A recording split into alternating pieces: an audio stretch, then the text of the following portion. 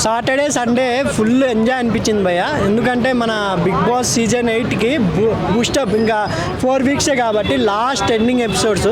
ఇంకోటి ఏంటంటే ఈరోజు టీజర్లో భయ్య first time in the Bigg Boss అనుకుంటా వెళ్ళిపోయిన కంటెంట్ వచ్చి నామినేషన్ చేయడం. ఎందుకంటే ప్రతి సీజన్లో ఎలిమినేషన్ అయిన వాళ్ళు వచ్చి కామెడీగా జస్ట్ ఎంజాయ్ చేసి ఒక పార్టీ టైప్ ఎంజాయ్ చేసి వెళ్ళేవాళ్ళు. ద ఫస్ట్ టైం వాళ్ళు వచ్చి నామినేషన్ చేయడం అనేది వెరైటీ కాన్సెప్ట్. అదిరిపోయింది ఆ కాన్సెప్ట్ అనుకుంటున్నాను.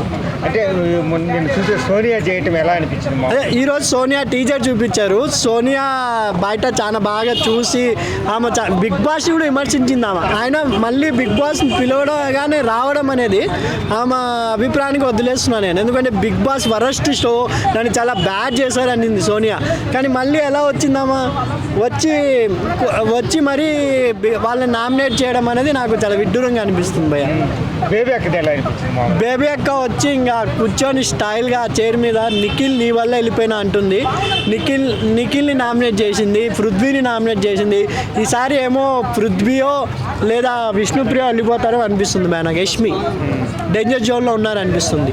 అంటే అదే ఆల్రెడీ కన్నడ యూట్యూబర్ ఆల్రెడీ చెప్పాడు, మన కన్నడ వాళ్ళు తెలుగు బిగ్ బాస్లో ఉన్నారు, వాళ్ళను సపోర్ట్ మీరు అందరు సపోర్ట్ వాళ్ళని చేసి తెలుగు మన కన్నడ జెండాను తెలుగులో వెలిగి అన్నట్టు చెప్పాడు. దానిపై మీరు?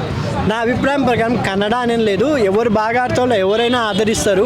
అలా అయితే మన కన్నడ బిగ్ బాస్లో మనోడు గెలిచాడు భయ్య, బాలాజీ అతని పేరు. కన్నడ బిగ్ బాస్లో తెలుగోడు గెలిచాడు. కానీ ఇక్కడ నా అభిప్రాయం ప్రకారం నిఖిల్ టాప్ 2లో ఉంటాడు, కానీ నబీల్ కప్పు గెలుస్తాడని నా అభిప్రాయం గట్టిగా చెప్తున్నా. బ్యాక్ మై ఓట్ రాసి పెట్టుకోండి. నబీల్ కానీ లేదా ప్రేరణ వీళ్ళిద్దరిలో ఎవరైనా కొడతారు. నిఖిల్ కొంచెం ఎక్కడో డల్ అయినాడు అనిపిస్తున్నాడు. అదే శివాజీ గారు విష్ణుప్రియ గేయటం ఎలా?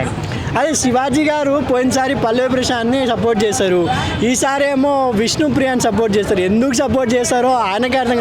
నెంబర్ 1లోకి నువ్వు రావాలని పెట్టాడా, లేకపోతే నువ్వు ఎప్పుడు రాలేవు అందుకే నేను పెట్టానని పెట్టాడా ఏమో నాకు అర్థం కావటం లేదు భయ్య. విష్ణుప్రియాని శివాజీ గారి ప్రిడిక్షనే వేరుంటుంది. ఆయన ప్రిడిక్షన్ మొత్తం మార్చి పడేసినారు విష్ణుప్రియాని నెంబర్ 1లో పెట్టి. విష్ణుప్రియాని ఆశ్చర్యంగా చేసింది ఇలా శివాజీ గారు నన్ను 1లో పెట్టడం ఏంటి అని. కొంచెం వెరైటీ అనిపించింది. వాళ్ళ ఫాదర్ కూడా వచ్చి ఆల్రెడీ లవ్ ట్రాక్ వాళ్ళ ఇవన్నీ జెన్యున్ కాదమ్మా. బయట ప్రపంచం వేరు, బిగ్ బాస్ ప్రపంచం వేరు అని అంత బాగా చెప్పినా మళ్ళీ పృథ్వీ వెంట పడుతుంటే ఇంకా ఆడియన్స్ కూడా ఆమెకు ఓటేయని అనిపిస్తుంది నాకు. అదే పృథ్వీ వాళ్ళ బ్రదరు వాళ్ళు వచ్చినప్పుడు కూడా ఏదైతే ఉందో వాళ్ళు కూడా చెప్పడం జరిగింది ఆల్రెడీ. అవును, డిటేషన్ ఏంటి అని. దానిపైన ఆల్రెడీ నిశ్చితార్థాలు అవి కూడా జరుగుతున్నాయి. పృథ్వీకి మంగళూరులో సంబంధాలు చూస్తున్నారు అవన్నీ వాళ్ళ బ్రదర్ చెప్పారు.